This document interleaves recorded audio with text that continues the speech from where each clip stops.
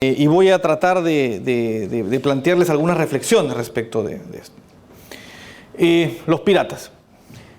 Francis Drake es un personaje histórico que tiene una curiosa contradicción. Para los españoles era un pirata, para los ingleses era un héroe, ¿no? Curioso además porque tenía la autorización para hacer lo que los españoles llamaban piratería. Y curiosamente se llamaba patente de corso. Patente de corso, ¿no? Patente, como ahora le llamamos a los... y de corso viene, bueno, patente de corso ahí viene la palabra corsario, ¿no? Y uno se pregunta, ¿y cuál de las dos historias es verdadera? ¿La del Sir Francis Drake o la del pirata Francis Drake? Y de alguna manera creo que eso nos presenta la posibilidad de ver las cosas desde dos puntos de vista, ¿no? Desde el punto de vista de la piratería y desde el punto de vista de los que defienden la propiedad intelectual. Y en el medio se encuentra en esa discusión el efecto que el resultado de esta discusión tiene en lo que llamaríamos competencia. Quiero plantear algunas ideas básicas sobre las cuales vamos a reflexionar. En primer lugar, todos ustedes son testigos, en todos los países del mundo hay spots publicitarios en defensa de la propiedad intelectual donde se usa la frase piratear es robo, ¿no? Es decir, nos pintan la figura de alguien que está comprando un video pirata y sale, no sé si sale a ser igual, pero en casi todos los países tienen un spot parecido, sale y le han robado el carro. Y dice, claro, estás pirateado, te han robado el carro, una sopa de tu propio chocolate. Y vamos a ver que en realidad eso no es cierto. Uno podrá discutir sobre la ilegalidad o no de la piratería, pero lo que es cierto es que no es igual al robo. Primero, ninguna legislación del mundo lo considera robo, lo considera violación de la propiedad intelectual. Segundo, no tiene la estructura económica de un robo. Vamos a ver en un momento por qué. En segundo lugar, la promoción de la creatividad, y esto es un tema importante, vamos a ver que la justificación de la propiedad intelectual no es la misma justificación de la propiedad tangible. Económicamente es otro problema.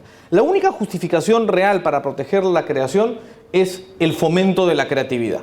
Y efectivamente, si yo doy un derecho de exclusividad a alguien, es muy probable que ese derecho de exclusividad genere mayor cantidad de creación, porque yo voy a recibir una retribución por lo que creo. En consecuencia, va a haber más gente dispuesta a hacer el esfuerzo creativo.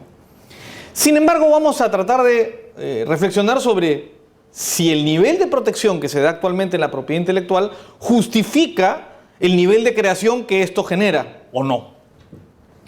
Y vamos a ver que hay numerosos ejemplos históricos y reales de creación de información y de conocimiento sin protección de propiedad intelectual. Es más, buena parte de la humanidad ha producido muchísima información sin protección de propiedad intelectual.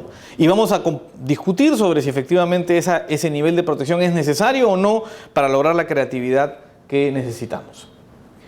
Vamos a ver además que la evidencia empírica histórica demuestra que los costos de reducción, digamos, los costos en la reducción de la libre competencia como consecuencia de la propiedad intelectual suelen ser subestimados. Es decir, no se toma en cuenta el verdadero impacto que la forma de protección de propiedad intelectual puede generar en la competencia y en consecuencia en el bienestar de las personas. Y en segundo lugar, que los beneficios, es decir, el nivel de creatividad adicional está sobreestimado. Es decir, no genera tantos beneficios. Yo no niego que genera beneficios. Lo que digo es que no genera tantos beneficios como a veces creemos que genera. En cualquier caso, incluso si concluimos que la propiedad intelectual está justificada, algo que les digo sinceramente y les adelanto, no lo sé. No sé si la propiedad intelectual debe o no existir, pero lo que sí les puedo afirmar es que el nivel de protección es groseramente exagerado. Es decir, no se necesitan los niveles de protección para cumplir los fines que la propiedad intelectual persigue. Este cuadrito explica la diferencia entre la propiedad intelectual y la propiedad tangible o la propiedad física, la que conocemos, la propiedad del automóvil y la propiedad sobre una canción. Y yo antes de entrar a analizar esto, quiero hacer dos diferencias importantes para que no se me malinterprete. En primer lugar, cuando yo hablo de limitar o de la protección exagerada, no me estoy refiriendo a los derechos morales. Es decir, la autoría del libro debe ser respetada en el sentido de que si yo escribo un libro, no es legítimo que otra persona publique mi libro con mi nombre. Eso sí es, no me atrevo a negarlo, una piratería. Es decir, la titularidad de la creación, el reconocimiento de alguien como creador o inventor de algo, es algo que no es, en mi opinión, no está en discusión. Lo que está en discusión es los derechos patrimoniales, es decir, la posibilidad de cobrar por el uso de la propiedad intelectual o por la creación. En segundo lugar, todo lo que voy a decir no se aplica a una forma de propiedad intelectual, las marcas, los nombres comerciales. Es decir, esa forma de propiedad sí merece protección, claramente merece protección. Y de hecho, se darán cuenta que el propio sistema legal reacciona distinto. Las marcas tienen protección perpetua. Uno puede renovarlas para siempre, como la propiedad tiene protección perpetua, pero ni los derechos de autor ni las patentes tienen protección perpetua. ¿Por qué? Porque el sistema reconoce que no es como la propiedad. Tiene un límite en el tiempo. El límite necesario, y ahí vemos a ver que hay una exageración, para remunerar al creador por su creación. En cambio, en la propiedad sí. Y vamos a ver por qué, y eso lo voy a explicar en este cuadro. La propiedad se define en base a dos características principales. Una llamada rivalidad y otra llamada costos de exclusión. ¿Qué es rivalidad? Los economistas lo llaman también consumo rival. ¿Esto qué significa? Hay bienes que por su naturaleza tienen lo que se llama consumo rival. ¿Y qué significa consumo rival? Que el bien no puede ser consumido simultáneamente por dos personas. Es decir, mi automóvil no puede llevarme al mismo tiempo al norte y al sur. O me lleva al norte o me lleva al sur. Pero no puedo usar el automóvil para los dos fines al mismo tiempo. En consecuencia, alguien tiene que decidir si va al norte o al sur. Y ese es el propietario. No hay posibilidad de que se le dé dos usos simultáneos. El bien es escaso para satisfacer más de un uso. Una manzana, la mordida que uno le da a una manzana, tiene consumo rival, porque no es posible que otra persona se coma el mismo pedazo de manzana, salvo que estén pensando en una asquerosidad. Pero salvo que eso ocurra, no hay posibilidad de que una persona se coma el mismo pedazo de manzana. Tienen consumo rival. El consumo de uno excluye el consumo del otro. Hay bienes que no tienen consumo rival, es decir, su consumo por uno no excluye el consumo por otro. Ejemplo, el aire. Ustedes están respirando el mismo aire que respiro yo y cada bocanada de aire que yo tomo no les impide a ustedes seguir respirando, porque el aire es suficientemente abundante y tiene características tales que no tiene consumo rival, no hay rivalidad en el consumo. Posiblemente si yo fumara y alguien no quiere fumar, surgiría la rivalidad, pero en principio con los niveles de abundancia que hay en esta sala, no hay un problema de rivalidad en el consumo del aire. La propiedad física, la propiedad tangible, suele tener la característica de consumo rival. El automóvil, la camisa, la casa, no son susceptibles de consumos simultáneos por dos personas al mismo tiempo. Y entonces tiene lógica conceder un derecho de exclusiva, justamente para resolver el problema de usos alternativos que no pueden darse. Si ustedes se dan cuenta, la llamada propiedad intelectual no tiene consumo rival. Es decir, todos ustedes pueden esta noche coger el mismo libro de Vargas Llosa, leerlo al mismo tiempo y ninguna de las lecturas del libro de Vargas Llosa impide que otra persona esté leyendo el mismo libro de Vargas Llosa al mismo momento. Todos ustedes tienen en sus bolsillos BlackBerrys o smartphones o iPhones o teléfonos celulares que se basan en la creación de alguien y lo pueden usar. La idea del smartphone puede ser usada simultáneamente por millones de personas al mismo tiempo sin que esa idea excluya la posibilidad de que otro la use. Es decir, la idea no es susceptible de consumo rival. Acá viene la diferencia con las marcas. Las marcas sí tienen consumo rival, porque Coca-Cola solo cumple la función de marca si solamente la usa uno solo, porque es el depositario de la información para identificar el producto. Entonces, ahí sí se requiere, para cumplir su función social, su función económico-social, que la Coca-Cola tenga uso exclusivo como marca.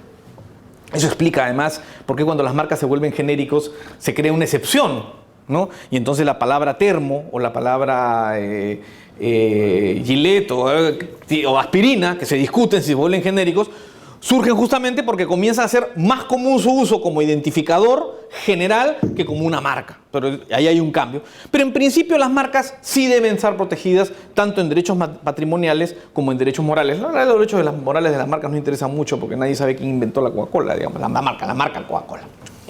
Pero no pasa lo mismo respecto al conocimiento derivado de la marca. Segunda característica, que está arriba, costos de exclusión. El costo de exclusión es el costo en que tenemos que incurrir para crear un derecho, ¿no? Y hay bienes donde crear el costo de exclusión es relativamente más barato que en otros. Si usted tiene un automóvil, la creación del derecho de exclusión es relativamente barata. Usted le coloca una alarma a su automóvil, le ponen una llave y además lo inscriben en un registro vehicular que permite que cualquier persona que quiera usar derivar un derecho de ese automóvil no pueda hacerlo porque tiene una protección legal a bajo costo. Es difícil llevarse un automóvil, uno se lo puede robar, pero es costoso y hay sanciones legales fácilmente aplicables a quien lo hace.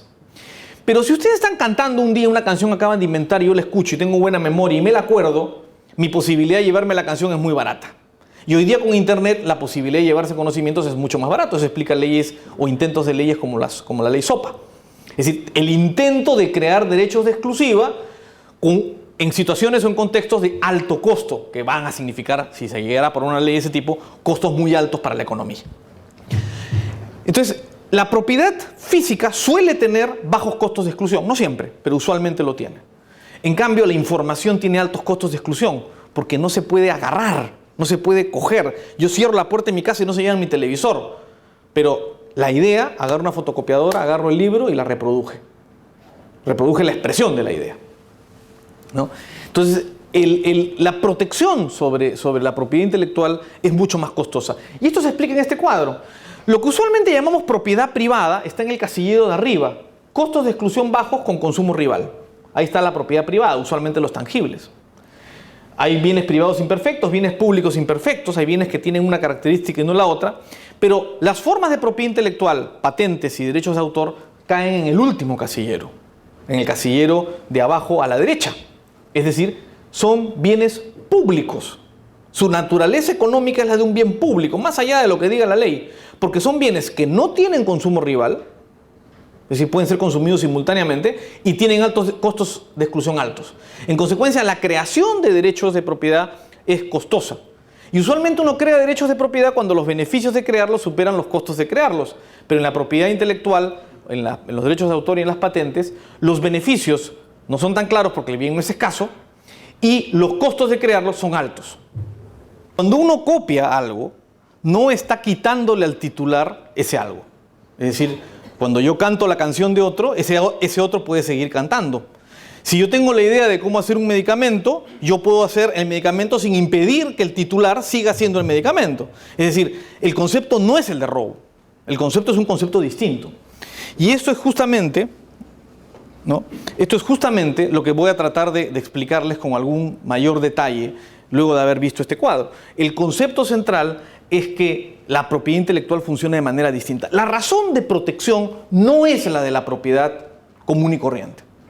La propiedad común y corriente se protege porque el derecho de exclusiva es necesario para un uso adecuado de los bienes escasos. Pero la propiedad intelectual no es escasa, se puede multiplicar al infinito. La escasez de la propiedad intelectual surge como consecuencia del derecho. En cambio, en el caso de los bienes tangibles, la escasez es anterior a la creación del derecho.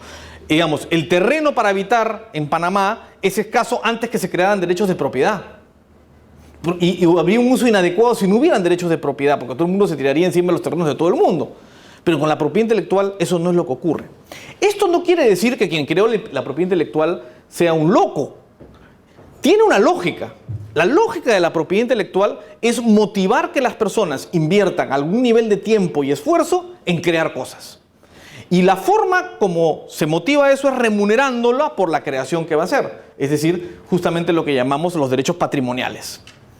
Y entonces, cuando uno habla de la propiedad intelectual de otros, en realidad, como decía, no le estás quitando la propiedad a nadie, porque esta puede ser reproducida al infinito, ¿no?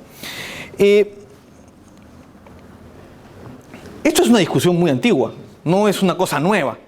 Y no es una cosa como uno piensa que la gente izquierda está en contra de la propiedad intelectual. Yo no me considero de izquierda y sin embargo tengo serias dudas sobre la propiedad intelectual. Thomas Jefferson, que además curiosamente llegó a trabajar en la oficina de patentes, ¿no? Decía básicamente esto: si la naturaleza ha hecho una cosa menos susceptible de propiedad exclusiva de todas las demás, esa es la obra de la facultad de pensar llamada idea, que el individuo puede poseer exclusivamente mientras la guarde para sí. Pero en el momento que se divulga, pasa por fuerza de ser posesión de todos y quien la recibe no puede desprenderse de ella. Su carácter particular consiste también en que nadie posee menos, porque todos los demás la poseen en su totalidad, ¿no? La idea, voy a leer la parte subrayada, la idea se difunde, que se difunda a uno, a otro, por todo el globo, para la institución recíproca y moral del hombre y para mejorar sus condiciones. Parece haber sido de signo peculiar y benévolo de la naturaleza. Cuanto más se creó como el fuego expansible por todo el espacio, sin que disminuya su intensidad en algún momento. Los inventos, entonces, no pueden por naturaleza ser objeto de propiedad. Y esto lo dijo hace mucho tiempo, y él en principio estaba en contra, y básicamente usaba la siguiente analogía, decía, es como una vela que ilumina. Si yo de tu vela tomo la llama y prendo otra vela, no te he quitado luz. Y curioso, hoy día a las ideas las reflejamos como un foco, ¿no? Iluminan y tienen la capacidad de iluminar a otros sin quitarle luz a quien tiene el foco. Y este es el problema. La pregunta es, si desaparece la propiedad intelectual o si se reduce la protección de los derechos patrimoniales, la pérdida en el nivel de creación va a ser tan seria que efectivamente vamos a sufrir un daño económico y una afectación al bienestar, ¿sí o no? Esa es la pregunta. Esa es la verdadera pregunta. Es una pregunta bastante utilitaria en términos reales. ¿Genera o no genera suficientes beneficios para que eso ocurra? Hay numerosos ejemplos de producción de información sin protección de propiedad intelectual que generan tremendos volúmenes de información en base a otros incentivos. Primer ejemplo, las noticias. El periodista que descubre una primicia no es dueño de la primicia. Lo único que puede hacer es guardársela hasta que la publica. Pero publicada al día siguiente la noticia es publicada. Pregunta, ¿no ven acaso tremenda cantidad de generación de información a través de las noticias sin tener exclusiva? ¿Acaso no es importante para el medio ser el primero? ¿Eso no es lo importante? ¿Eso no es lo que vende, ser un medio bien informado? Como posiblemente muchas empresas justamente venden su imagen de innovación como su característica, y si no les dieran propiedad intelectual igual crearían para ser los innovadores, los que descubrieron tal o cual cosa. ¿Acaso no seguimos comprando ciertos productos porque fueron descubiertos por tal empresa en la marca de tal empresa con más frecuencia, solamente porque nos da más confianza que ellos los descubrieron? Es decir, hay varios incentivos adicionales. Otro ejemplo, la religión. La religión produce supuestamente el camino al cielo y la verdad no tienen ningún derecho de exclusiva, ¿no? No cobran por enseñarte el camino al cielo. El lenguaje tiene una función social muy importante y ha sido generado sin necesidad de derechos de exclusiva. No es que nadie dice, inventé una palabra, nadie más la puede usar hasta que no me paguen derechos, ¿no? El conocimiento científico, las ideas de Einstein o las ideas de Newton, que posiblemente han sido mucho más importantes que la mayoría de los inventos que hoy día están protegidos por patentes, y sin duda han sido más importantes, no tienen protección de propiedad intelectual. Y sin embargo se siguen generando ideas, descubrimientos científicos, etcétera, etcétera. Algunos dirán, no, es que el descubrimiento científico es descubrir algo que ya existe, mientras la patente es la creación de algo nuevo. Esa es una distinción muy sutil. Un invento no es otra cosa que la aplicación de principios químicos o físicos a una situación dada. La aplicación de ciertas leyes en un cierto orden. Y posiblemente se requiere mucho más esfuerzo para crear la teoría de la relatividad que para haber descubierto un Blu-ray. La moda. La moda es un ejemplo típico de algo que tiene muy poca protección o nula protección de propiedad intelectual. Depende del país en el que estemos. Pero en general no es un elemento donde si uno decide acampanar un pantalón o cambiar la línea del cuello de una camisa, no tiene protección de propiedad intelectual. Al día siguiente todo el mundo lo reproduce y la moda cambia. ¿Se puede imaginar usted una industria más innovadora que la moda y no tiene protección de propiedad intelectual? Lo importante para el creador de moda es ser el innovador, no necesariamente tener la propiedad intelectual sobre lo que innova. Entonces, hay muchos ejemplos de creación de mucha información sin protección de este tipo, lo cual quiere decir que no estamos muy seguros que quitar la propiedad intelectual o los derechos patrimoniales que se derivan de la propiedad intelectual vaya a tener un impacto tan grave como el que se puede analizar.